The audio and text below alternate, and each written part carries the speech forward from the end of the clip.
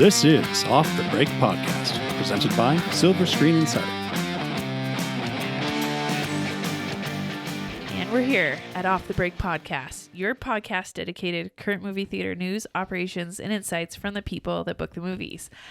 Everyone, today we are podcasting from our new podcast studio. I'm so excited. Doesn't it look great, guys? Wait a minute, they can't see it. Oh, They can't no. see it. Yes, there's bummer. not a toilet in the corner or anything. No, there's not. This isn't.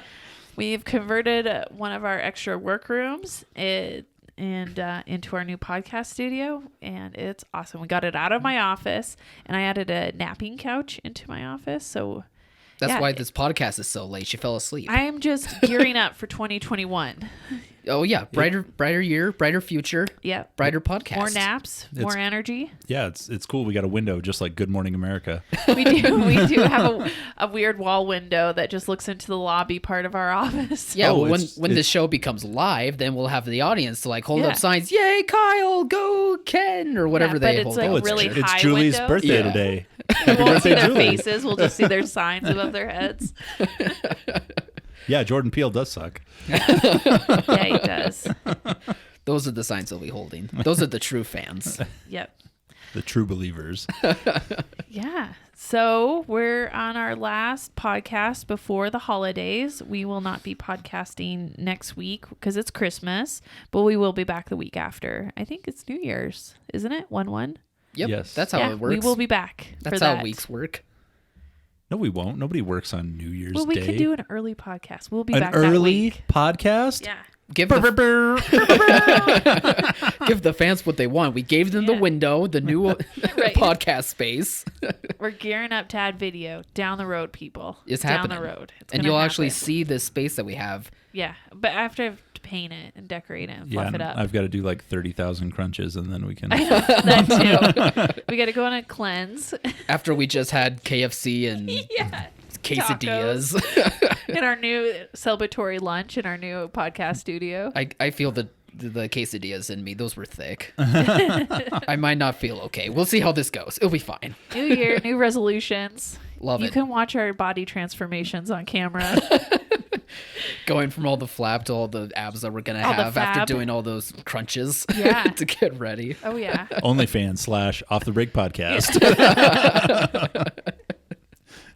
See crunches in real time. I'll be doing them with my shirt on. All right. So we got some release date changes this We week. do. Lots yeah. of them.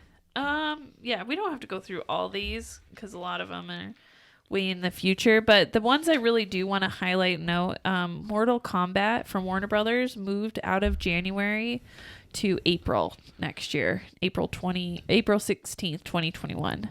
And that's still the day and date type of release with theaters and HBO Max, Yes, right? that one's still day and date. Reminiscent from Warner Brothers moved from April to being unset. So I'm not sure I think that had Hugh Jackman in it. So I'm not sure what is going on with that one, but that one's off the release schedule right now. And then the Tom and Jerry movie moved from March to back to February, so back a week.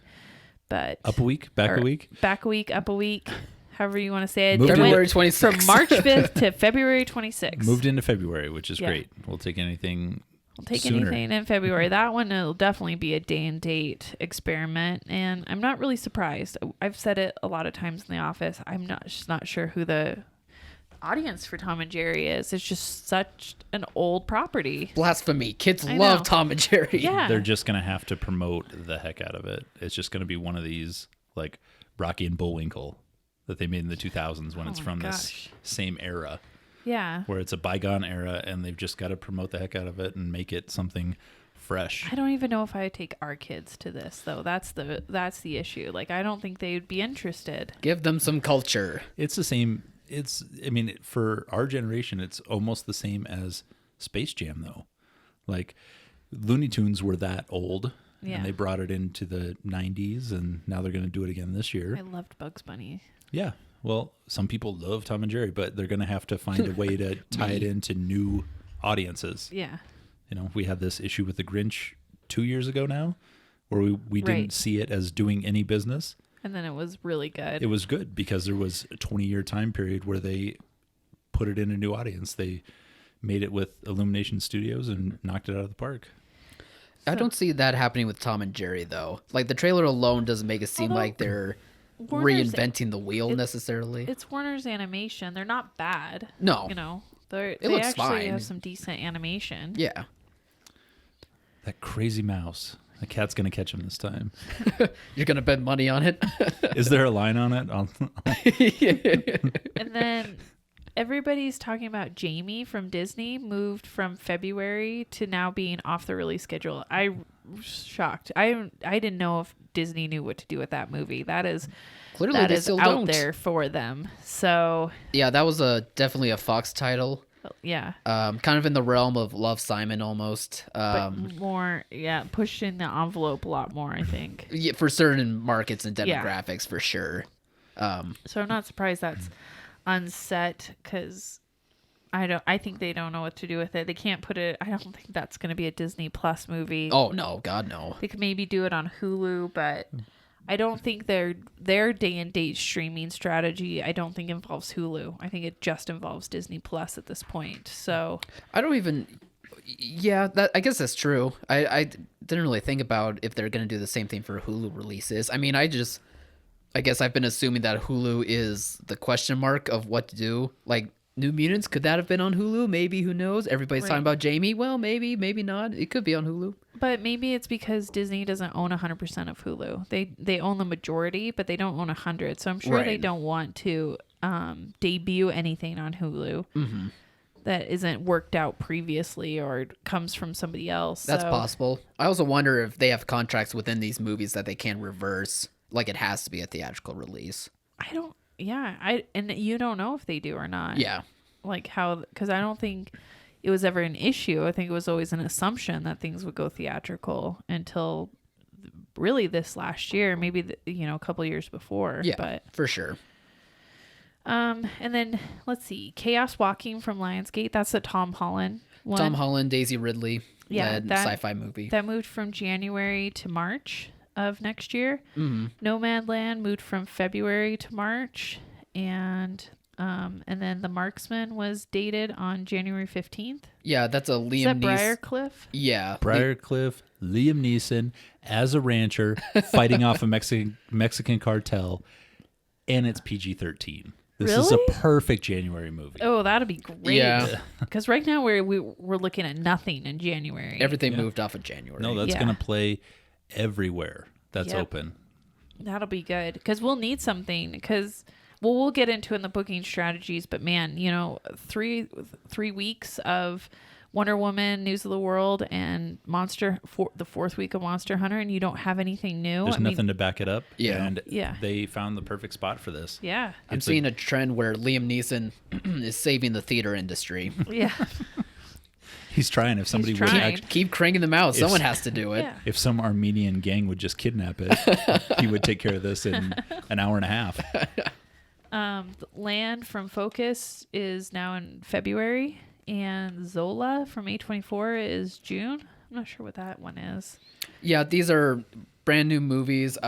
Just being dated on the release schedule. Yeah, there's more information up on silverscreeninsider.com. Just synopsis, nothing for trailers or anything. But for now, they're just some new titles, possibly in 2021. It's just a sign of good news that they're still trying to have these things Some out more in theaters. confidence in 2021. Yeah. Green Knight is back on the schedule. That had been taken off the release schedule, and they didn't know what they were going to do with it. So Yeah.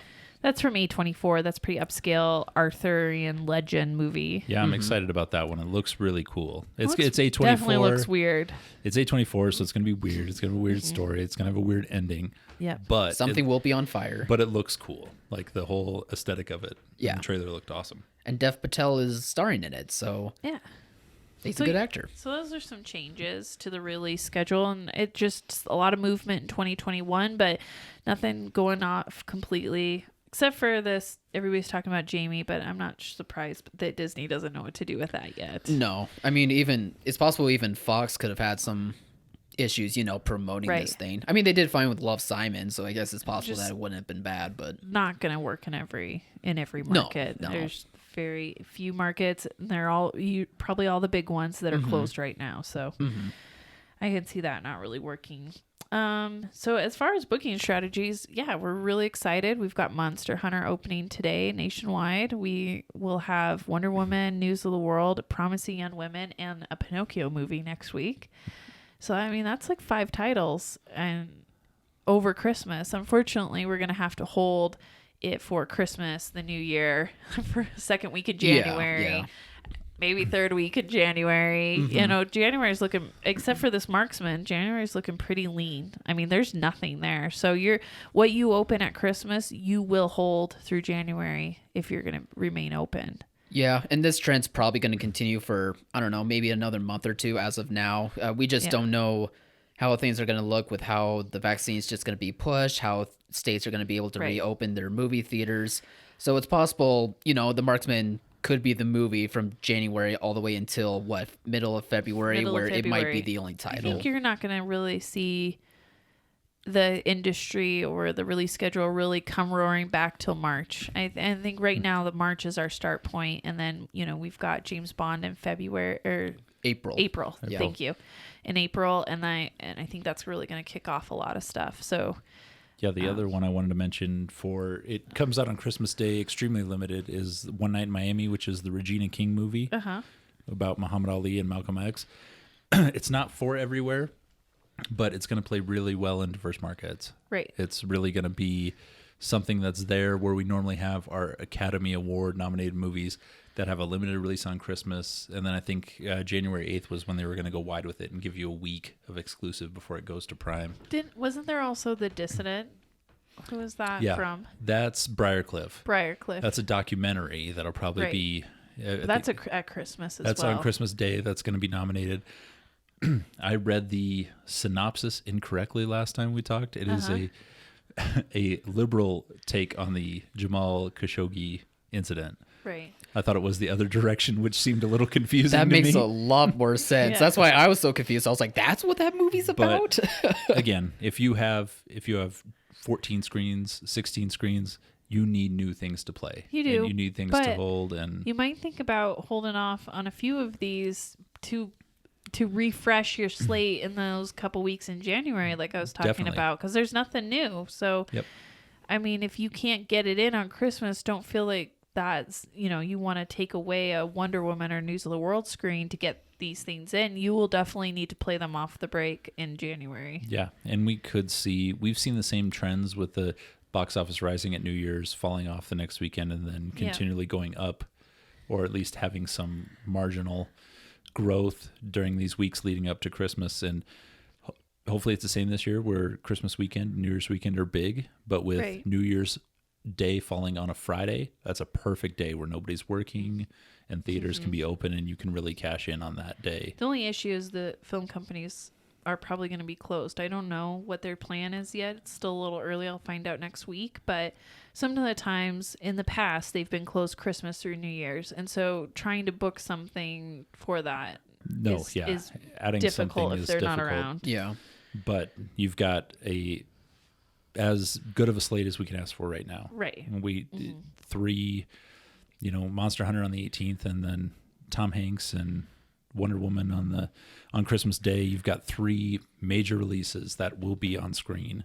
Yep, you should be having them. You should be booked for it. They were taking pretty much everybody on any of these. So, I mean, with the major theater chains closed, there's a lot of room to bring all these titles in. So,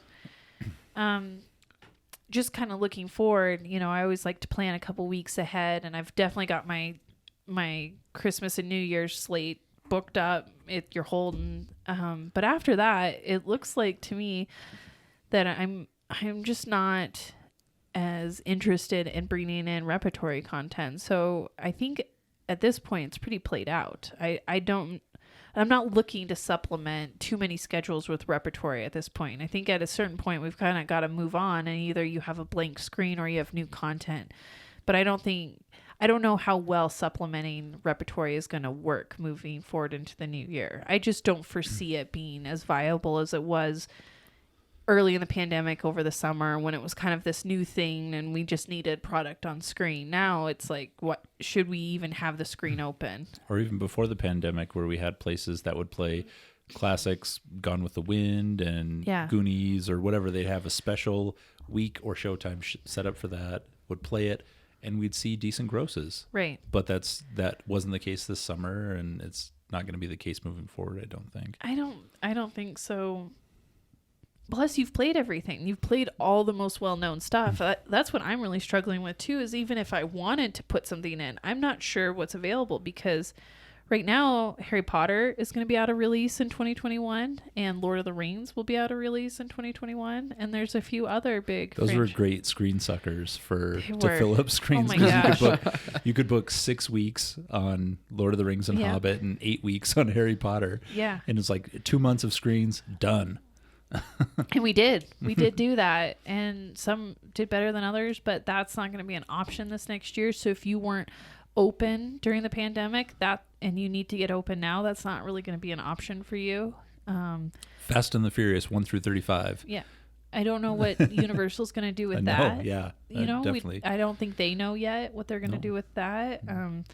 The Jurassic Worlds could have the same issue where they get pulled due to the upcoming sequel. Right. So a lot of times these films in the year that they're coming out or around the time they're coming out, their prequel films get pulled because they get deals with other sites like Fathom Events or TV or streaming. They have these deals, and so they become out of release. And I think we're going to see a lot more of that moving in the next year. So again, I think it's just a good time to start breaking away if we can. I mean, that all that could change, and this whole release schedule we're talking about could get pushed back months and months and months again. Or Christmas weekend could be so great that they just start shoving movies into January. Right.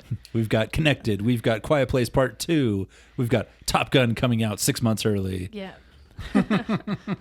That'd be an amazing dream. That would be so awesome. A dream come true.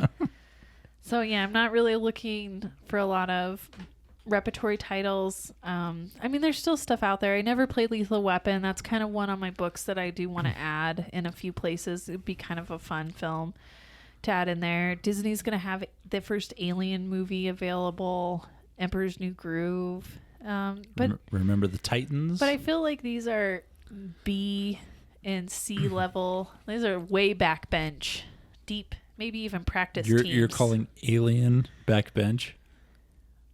I mean, watching Alien on the big screen would be pretty like cool. Emperor's New Groove. Yeah, but it's hey, growing up with Emperor's New Groove, that's awful to hear. But No. I agree. But I agree, though. Have you ever think seen that Remember makes the sense. Titans? Titans? I'm sure I have. And that's one I also grew up with. That's a no. I'm sure I have. It's got Denzel. Yeah. And Sunshine comes off the bench and saves the day. Oh, it's not the Keanu Reeves one? No. The Replacements? No. That's what I was thinking. Different when you were movie. talking about it. Uh-oh. No, I don't think I've seen Remember the Titans. Gary So Bertier good. gets paralyzed in a car accident Oh, no. and then wins a gold medal in the Paralympic Games. It's a classic. Nothing? No. Oh. Add it to the list. No. But I think outside of Alien, you're right, though. Like, those are titles that they're classics, but they're not classics to where they're going to draw in audiences. Yeah, I mean, we've had some mixed results with some of these. Some of the ones I thought were really good, like Die Hard, pre-Christmas, didn't do great in some places. I mean, it did as well as what I was thinking it would in some, but others, it just was pretty weak. And, The best Disney movie we played so far at all of our locations for classics was Hocus Pocus. Yeah. Which is crazy to think. It did better than Nightmare Before Christmas. It's done better than everything. It did better than Empire Strikes Back re-release, which you would think that was one you could hang your hat on. Right. Yeah, I would think Empire Strikes Back and Die Hard would And be the ones over Avengers, Hocus Pocus. the first Avengers. Yeah. That I don't want to say bombed, but there was no business With in the bring that. back, it did not do well. The first Frozen, there was no business in that one either. Yeah. Like, really surprisingly. So these Disney ones have been really hit or miss. So given how Die Hard went, I just didn't know about Alien. I mean, it sounds like it would be really, really good, and like kind of a treat for people to get to go see on the big screen. But I wonder if people are just over streaming old films right now and over watching old stuff, and they want something new. You mean, okay, I see what you mean. Over repertory. Yeah, In yeah. general. whether it's if it's on streaming or if it's in the theaters. I just think. Yeah, I mean, and a lot of those movies you listed, they are on streaming, I'm pretty sure. So there's also that issue to where it's like, well, why would I go see this old movie when it is on streaming? So that doesn't help things out either, probably. No. It's tough. And, theaters aren't making it with $2 tickets. I mean, that's just, or $3 tickets. It's not sustainable. Yeah. And we've had, 8 months, 10 months. For people that have 10 been months able to be now. open. Yeah.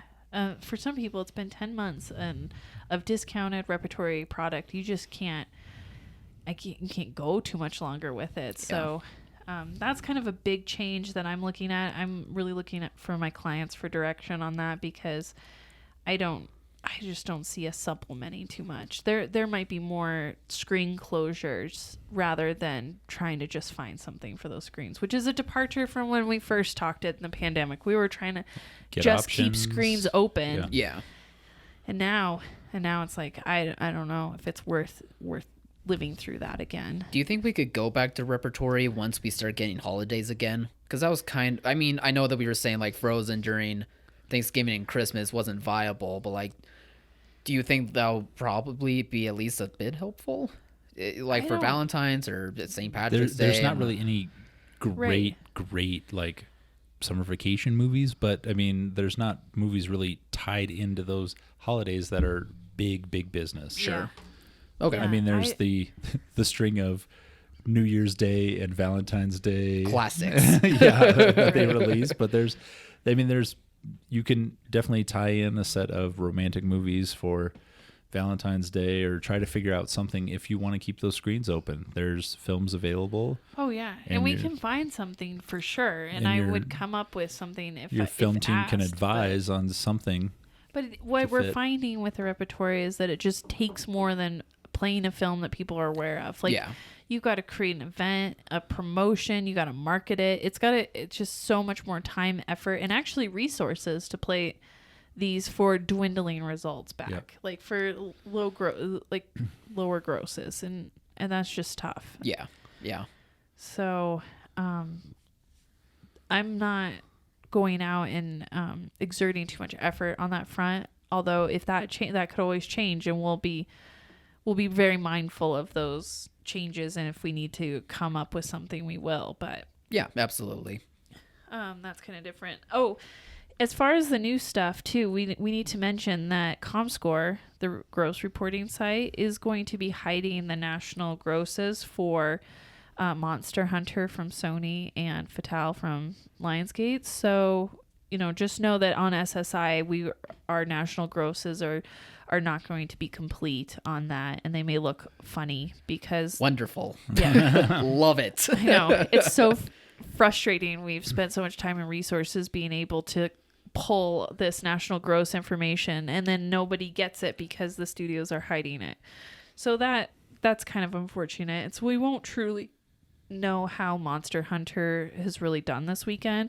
You'll be able to see your own, and you'll be able to see somebody in your circuits if you're your other locations, if you have multiple locations within your circuit, but you're not going to be able to see industry-wide normally. I'm sure there's going to be the sites like the Varieties and the Hollywood Reporters that are going to, say what those numbers are. But you never know if that's true or transparent. Exactly. If they're hiding them from ComScore, which most of the time those sites do get that information from ComScore, I believe. So yeah, they're probably going to get a press release saying like, "Oh, our numbers are this," even though they could not be those numbers. We just don't know. So keep that in mind too. We won't have verification. So if you see anything next week about box office and how well things did, just know that that there's not being reported. So we won't know for sure how accurate any number is that comes out of next week. And that's going to be the same for our write-ups come Monday. We're going to be doing them as we normally do, but we're going to give the caveat of that these numbers could also not be accurate. We can look at our own circuit and get an idea of how well it does, and we can, in vague terms and in general terms, talk about what at least our circuit did, but we won't be able to know nationally how people stack up. It's just so dumb. Like at this point in the pandemic, just who cares? Like, we all everybody know. knows you're losing money on Yeah. this. Yeah. Like, it's not a surprise. It's not a shock. Like, people understand. And but... I don't think anybody is judging you if you open to a $4 million gross. Like, all the theater major chains are closed. All the big markets are closed. I feel like that's a triumph and a win if you can open anything upward of $5 million or more. And even outside of the industry that's looking at these numbers, it's diehard movie fans that really only care about the box office numbers. Outside of that, though, it's the majority of audiences that are thinking like movie theaters are already dead, but we're trying to convince them, that there's movies out there and there's theaters that are open. So it's just like, who are you trying to prove this to anyway? Right. What is it an embarrassing thing that you're embarrassed by the number? Are you worried that there's going to be some judgment in Wall Street or in the industry? I don't know. At this point, I think everybody understands there's pandemic restrictions and limitations. Yeah. And I think that they could look at other numbers like a per screen average and get a much better idea of the market. But you can't get that if you don't have what the total number is. Yeah. So just know that we won't have those numbers for you. But we can talk about in general from what we can see based on us on limited circuit that we have access to. Yeah. So this is very frustrating for you, Cody, not getting the numbers. Yeah. Kyle, are you frustrated? Terribly frustrated. You know who else got frustrated this week? Who? Tom Cruise. Oh. He did. He got very frustrated and we got an audio recording of it. Oh my gosh, if you've not found the Tom Cruise meltdown audio, I highly suggest you search for that online. It will be like the first link. I think it's from like The Sun or something. It's so good. It's amazing. It's cringy and amazing. It's cringy and awkward, and you feel awkward listening to it because no one loves watching somebody lose their shit. Oh yeah, no one wants to be It yelled was at. No one wants to awesome. hear people getting yelled at. Yeah. But I will say, Tom Cruise has been just such an advocate for showmanship and for our industry. He has been so good about theaters. He's always come to our trade association show, CinemaCon. He is such a showman and a presenter. And so, he really cares. Tom Cruise is a movie star that makes movies for movie theaters. And so I wholly support him. So I'm not going to ever criticize his little meltdown. I will say it is kind of funny to listen to, and it's nice to know that they are feeling the pressure as much as we are in our industry, because who hasn't had a meltdown in 2020? I mean, come on. To give context into what the rant exactly is about, he yelled at a couple of guys from behind the scenes who weren't following the COVID protocols that apparently have been expressed many times to these people, apparently.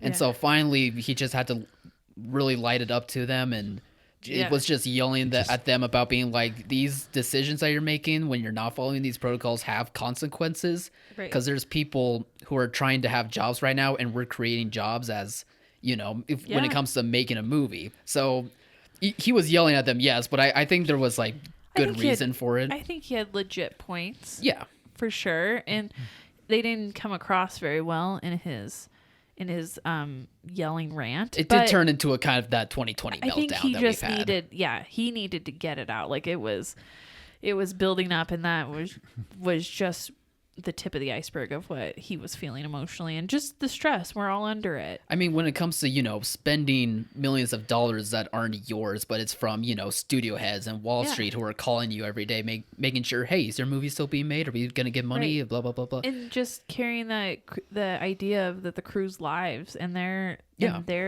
livelihoods depend on a successful film being created, and that he maybe in this process is creating standards for other movies. And I think that was kind of lost a little bit in his rant, but because it came out really funny the way he, Again, it kind of crumbles in the middle and the end because he's having that 2020 meltdown he's definitely that we've all had. He's losing it, but he is making a good point that there are so many people affected by this. And and we're sitting here as theater owners and operators waiting in the weeds for Tom Cruise movies like this. Like Mission Impossible movie is going to be huge. And it's nice to know that he is careful. He's being careful, and that he wants to see this happen and wants it within a timely manner to get to theaters. And And so I'm really happy that he feels the pressure and that he's advocating on the part of movie creation and for movie creation for theaters. It just was hilarious. Not as good as Christian Bale. Christian Bale's is an all-time great. I'll always love Christian Bale. And that one's far worse than what Tom Cruise did. Yeah. No, that was just him being a celebrity. Him being an actor. I am Batman. Yeah. Oh, good for you. That's my favorite line in that. I will always repeat that one. That's an all-time great. Yeah.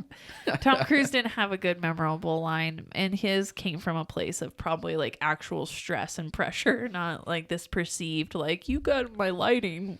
It was weird though, because I guess lately I haven't really heard him yell, I guess. Like I can't think of like the last movie where I've heard him like angrily yelling at someone. And so like hearing him, I'm like, oh, he has other personalities other than action star. Right. You know, like it was Yeah. I don't know. I just have been so used to a certain type of Tom Cruise. Like it was just weird seeing anything else, but Yeah. I don't know.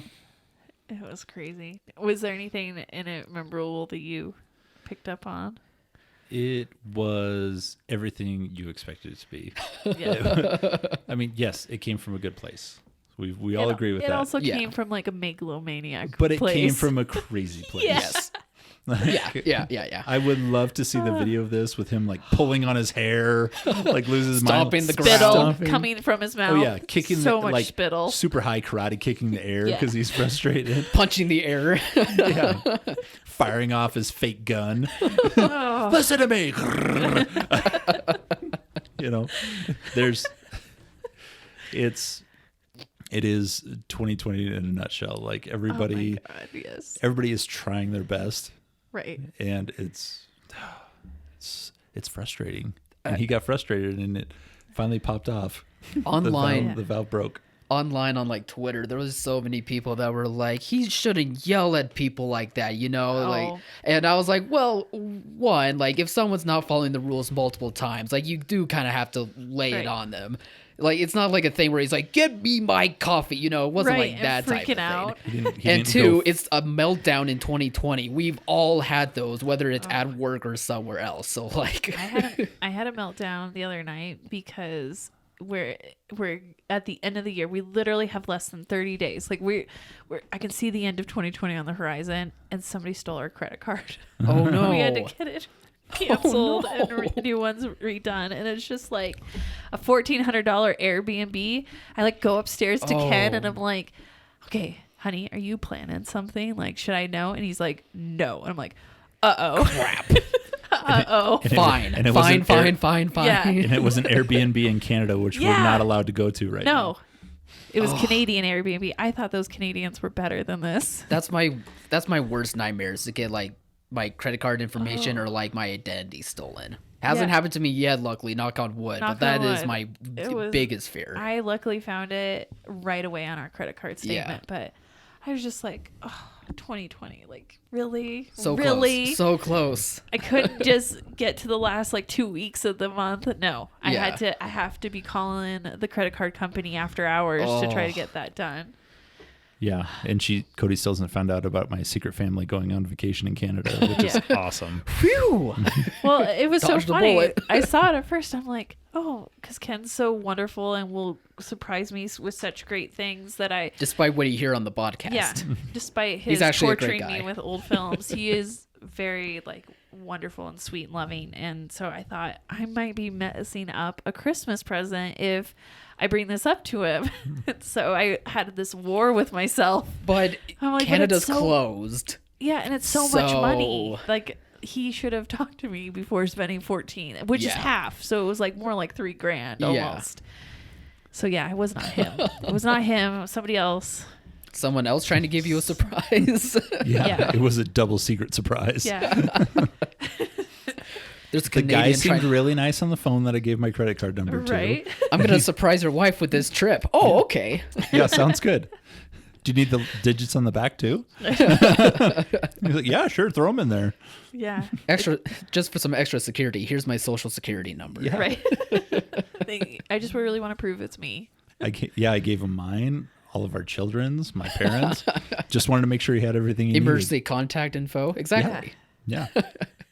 All right, so speaking of one Tom, Yeah. we have another Tom in the industry talking about theaters. Tom Hanks. Tom Hanks gave an interview where he kind of talked about the changes in the theatrical model, and it wasn't too bad. I don't hate him as I hate Jordan Peele for his... You can't hate Tom Hanks no matter what. No, you can't. It's impossible. He made a good point. He's been in the industry long enough that he's seen a lot of changes in our time. I mean, he's got such a long career that he's really seen it all. And yeah, it sucks. He sees that, you know, pretty much big franchise movies are probably what's going to stay in theaters. We've talked about that a lot on the podcast before. We thought that was going to be the way that things were going to go in the next couple of years. We didn't think it would be right away, but he kind of sees the same thing, that it's going to be big franchise films, big event, you know, tent poles, and that the middle of the range films and independent movies are going to move to streaming. It was interesting. He, in his interview, talked about the sea of change brought by COVID, but that it had been a long time in the making. And he says, although you could argue ever since the VHS cassette tape was introduced in a cheap way, this has been across the horizon. And I'm like, what?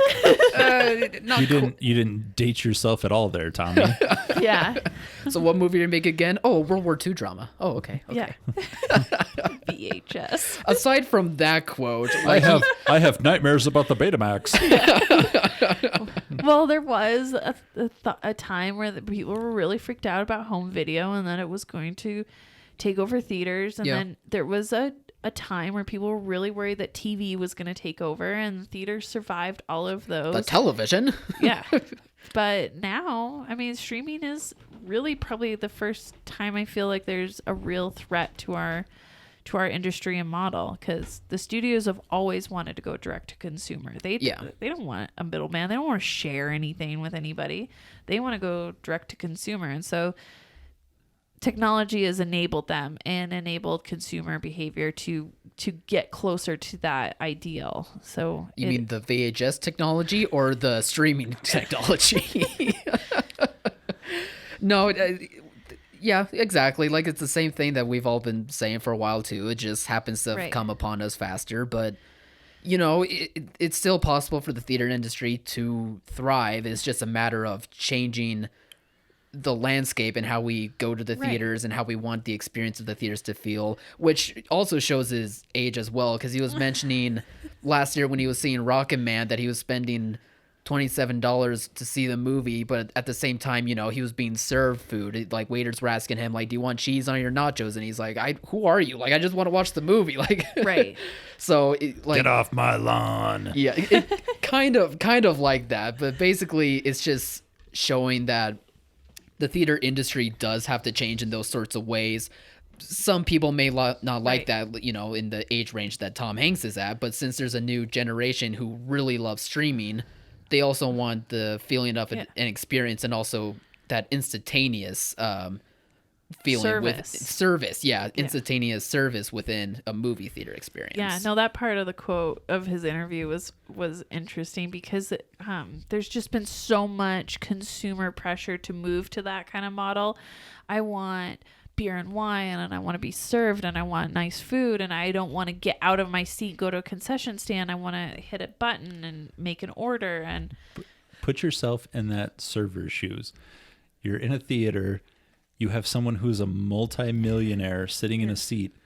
I'm going to go back to them as many times as I need to make sure I get the tip that I need. Right. Oh, yeah. Like, you know, the guy's going to tip good, but if I take extra good care of him, maybe I'll get one of those Twitter tips for like $13,000. Yeah. And that's probably why, you know, Tom Hanks was freaked out. This guy kept coming over to him so many times. He was like, dude, just I want to watch the movie. And he's paying LA ticket prices too. Like, yeah, that's why it's $27. Any movie theater in the Heartland, you're gonna get that traditional, where there's a concession stand, there's an $8 ticket or less, and you get your normal seats and stuff. So not only is the industry changing with the availability of content, but there's also just this huge consumer behavior change of what consumers want. You know, do they want the the service experience where they get food and drink and beverages served to them, and the movie is secondary, but the experience of the service is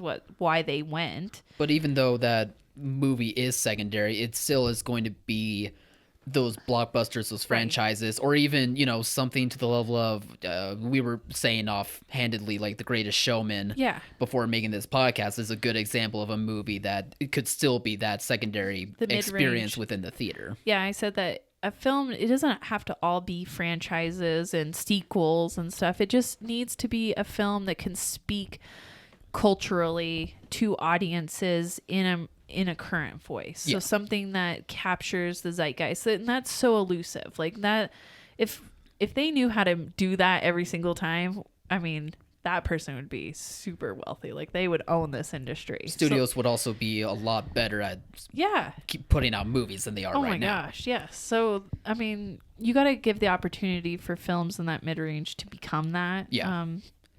That elusive zeitgeist film, but there's just this difference, though, that there's the service aspect of that and then the traditional movie-going aspect, where that's so reliant on the product and of the exclusive product and going to the theater for a certain price. And so, you know, theaters have to navigate that. And if we're seeing that you're not going to get that exclusivity, then I don't know how much of that traditional model is going to be successful, or if you can somehow create a hybrid where you have a level of service that's not intrusive, like what Tom Hanks had, but gave you more than just the traditional model did, because the traditional model relies so much on exclusive content that we're just probably not going to get anymore. And so you got to make it about something else other than just the movie. Yeah. Okay, I've been ignoring you guys this entire time because you didn't read the article? In this alternate universe where Tom Hanks went by himself and didn't pay sales tax, he went to a movie theater with a $27 ticket. Yeah. He probably went to IMAX too. What kind of service do you think you get at this theater? I mean, it's like first class on a plane where you walk in and it's like hot towel. Right. I mean, is there a mimosa, a glass of champagne waiting at your seat? Is there a guy behind you? You don't get that unless you pay the $30 ticket price. I know. There's a guy that sits behind you who's like, would Back you like up, me to sir. work on your shoulder, sir? Yeah. Like, what would you see in your seat? Would there be like a mint? Oh, on your seat? It would be a hot tub. I'd be in a hot tub. Ooh, a hot tub theater. Oh yeah. Yeah, I did actually talk to somebody about starting a hot tub drive-in this Yeah. summer. No. Yeah, outdoor. And fire pits. Was it hot tubs and fire pits? No. This one was a hot tub distributor that was losing sales with hot tubs, but he had this giant parking lot where trucks delivering hot tubs would drop off. So it was like, I'm thinking about just setting up some hot tubs in the driveway there and playing some movies. And I'm like, this sounds crazy, but it just might work. I was just gonna say, we were like, let's try anything. If it wasn't a pandemic, I would I would get excited about this. My first thought was, ew. I don't want to sit in a hot tub with strangers trying to watch a movie. Cuddle up, guys. Yeah. Well, the funny thing about a hot tub is they have seating for like 5 or 6 people, right? Yeah. Well, the movie's only on one side of that hot tub. Right. So you're either looking up behind yourself or you're getting really cozy with the other people. You got to that are be in getting there. really cozy. or just one of those people where they turn around and their arms are like on like the edge of the hot tub and they're just staring. Yeah, what happens if Get a hairy back. Yeah, show the hairy back. or the first side screening wall. somebody decides they don't want to miss part of the movie, so they just pee in the pool. You know that they're peeing in those hot tubs. You just know it. Warm water, maybe a few drinks. You know they don't come to those things sober. I'm looking at Kyle. He just came to the realization you're not allowed to pee in a hot tub. Uh-oh. Is that a rule at this drive-in? Yeah. Bummer. All right, no drinks for me then. Only snacks. Only snacks. They only play. Only salty snacks. That would be so like nachos in a hot tub. Oh, maybe. Your wet hand. Yeah, that's not a good. They only play movies that are rated G or R, so there's no P anywhere near the theater. That'll be the marketing. No pee. Double features. Yeah. A movie rated G and a movie rated R. No P allowed. Oh, It's just that was good. There's like one tree with a line to it. People waiting to watch the movie, so you don't miss anything. Well, follow your dreams, man. I hope that works out for you. Right. Well, it's good that this is still a conversation we're having in our industry, and the big players, I know they're weighing in. We can't always take what they say as, Gospel, but I mean, it's just continuing the conversation, and it's always nice when somebody advocates for theaters, and I feel like he was doing that. I don't get this sense from the article that he was not. I'm sure there's a lot of disappointment having had his film go to streaming, before News of the World. What was it? Greyhound. Yeah, the that went to film. Apple. Yeah. I'm sure that was kind of devastating for him, because he wrote the screenplay and he wrote stuff, with setting up theatrical in mind, setting up the shots to be seen on the big screen. And and so, he's become a victim of this new model, and it's probably a huge adjustment. And it doesn't feel like he's saying this as someone who's wanting their contract to be met, right? And I do, last week when we were talking about all these creators that were disappointed that their movies were also going to HBO Max, there was a part of me, I know some of those creators that they listed in some of those articles are like, I really want the theater experience to still be a thing. Yeah. But then there's, other people like some actors or whatnot that they listed where I'm like, is this a contract thing, or do you actually want your movies to play in theaters for the theatrical experience part of it? So it's just nice seeing, there's creators and actors that are out there that seem like they are on board with the theatrical experience still, but it's not because of a money thing. Right. Definitely. No, Tom Hanks isn't, but Tom Cruise is definitely flawed in delivering his message. But it's nice to have these big names standing up. This isn't, Christopher Nolan's not everything to everyone. He's a big name, but not everybody knows who he is. And not everybody likes his movies. But everybody knows Tom Hanks. Everybody knows Tom Cruise. They've been famous since the 80s. Yeah. So this is... Well, since cassette VHS were the enemy. I mean, threat. Tom Hanks also, it was like in an interview for Hanks, he also brought up the time that he saw River Kwai, like on his black and white TV or something, when it was like a 2-part movie or something. And I'm like, well, showing the age there, but I appreciate the story. Yeah. It was a good interview. I liked it a lot. It wasn't too bad. Yeah, it was a little funny. The Rona got him good. Rona got him good. He beat it, man. Rona might have gotten Tom Cruise. We don't know. We don't know where that Rona anger came from. He's laying it down with the protocols. He's not. And even if he did get it, like, he would just beat the crap out of it, and it would just leave real quick. Never know. You never know. So yeah, that's it for the news. Now it's on to the best part. I've been so excited. Not only did we get our new podcast studio, but we are, getting a revamp to the website, and that is coming in 2021. January 6th? Yep. And I was just excited today. I got another email from the web developers for some mock-ups on a few things that I needed to approve, and so I just wanted to talk about some of the new options on the website, and some of the things we can look forward to. She's really giddy right now, I am folks. so giddy. It's She's just been bouncing a long in time the chair. coming. She's fine. This is a happy fine, though. This is fine. Yeah. I am fantastic. Fantastic. There we go. Yeah. So one of the features we're going to add in 2021 is a Monday newsletter. So we have our newsletter go out every Thursday. It's usually just a recap of the news stories and our podcasts, and gives you an idea of some upcoming titles. But we're going to have a Monday newsletter go out first thing Monday morning. It's going to have the box office for the weekend. If the film companies do decide not to hide their grosses, it'll have that. It'll have release schedule changes. So that's something that we've been missing, and there's been so many of them. It's become very apparent that we talk about them on our podcast, but we don't really have anywhere to showcase them on the site. So you'll get that in the newsletter. And then the biggest thing I'm very excited about is comp films for upcoming films, so comparative films. So say you got a Monster Hunter coming out this weekend on the Monday newsletter, and it's coming out Friday.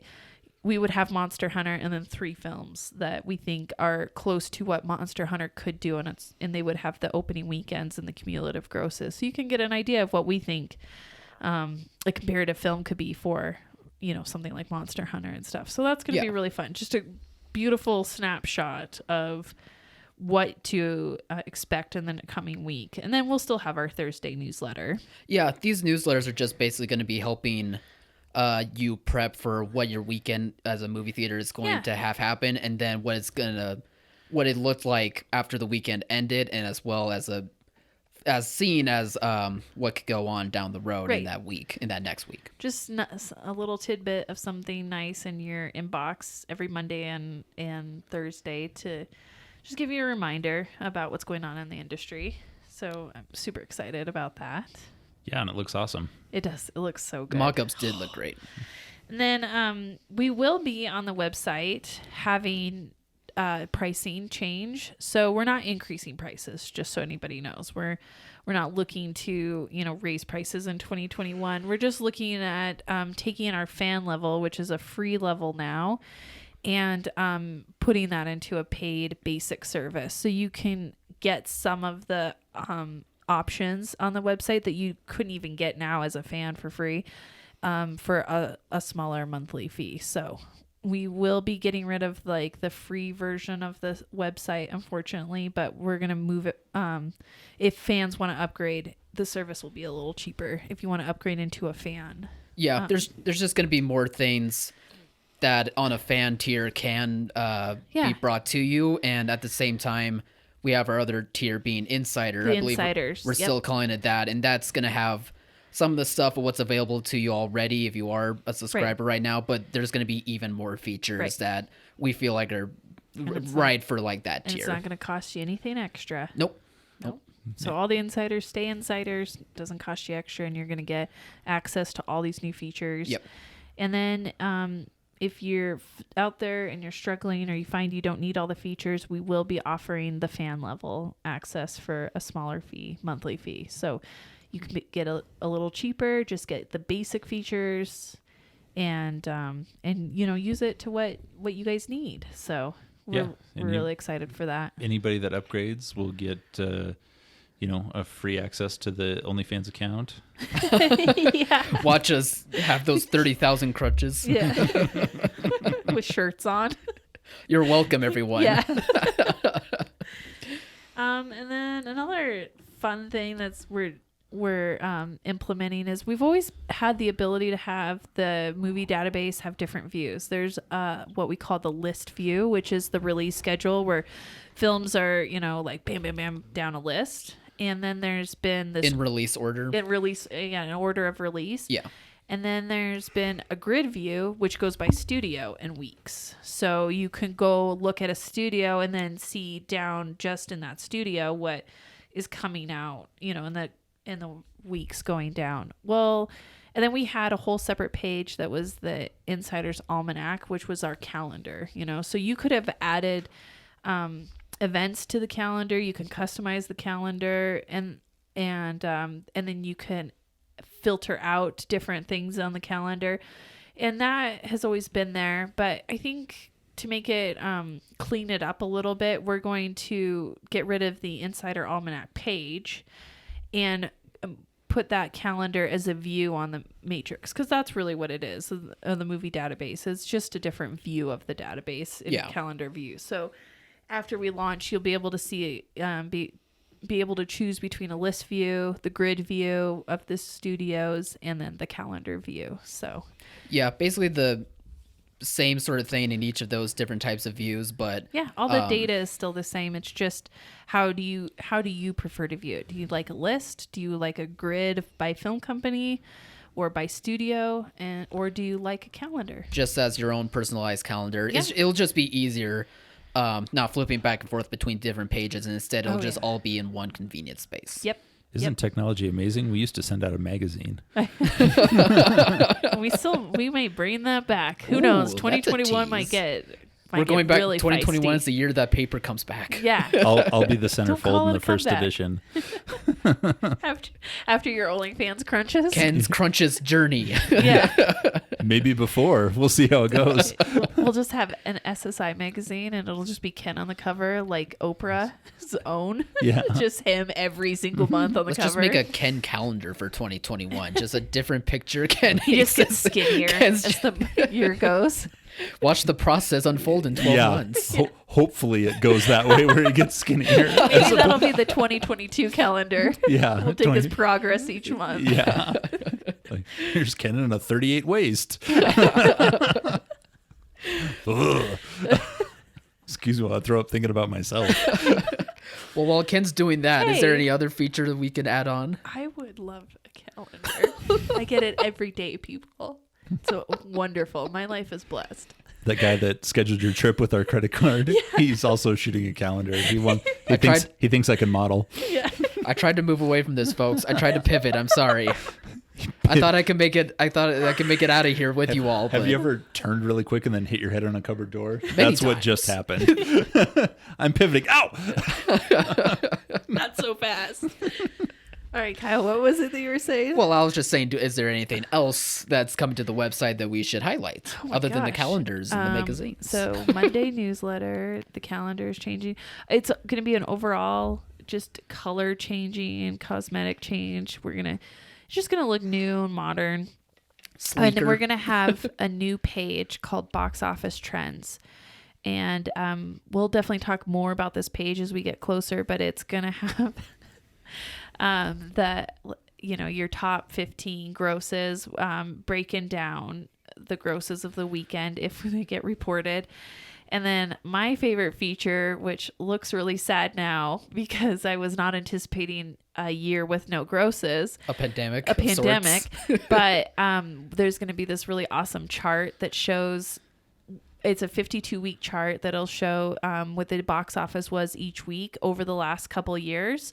And so you can see the highs and lows of each year and where the current year is stacking up compared to other years. And then you can drill down further into that chart and get what the top 10 movies were that week. So if you wanted a week 38 of 2017 and then the same week of 2018, you would get comparisons and stuff. So you can kind of get an idea of what to expect in 2021's week, but the pandemic. So I had this thing all figured out pre-pandemic, way before pandemic, and was very excited to utilize it on the site. And now with the mock-ups, we've got the pandemic 2020 year information in there, and it's just a straight line at the bottom. It's just people. flat lines, huh? Oh my gosh, it's so sad, but it's gonna be there. And I think a couple years we move past 2020, and the chart will be super helpful, a great resource, and we'll just get this 2020 constant reminder on it though that Well, exactly. bam. We could forget. There could be a week where we're like, wait, why did flatline here? Oh, Yeah, right, yeah. COVID. Yeah. Well, Like a phoenix from the ashes. yeah, at least we know that it'll never be as bad as yellow line 2020 at the bottom. Like that's literally rock bottom. Nowhere for to go our but up, industry. people. Yeah. Here we come. Whatever your bad weekend was, it won't ever be as bad as what you can see in 2020.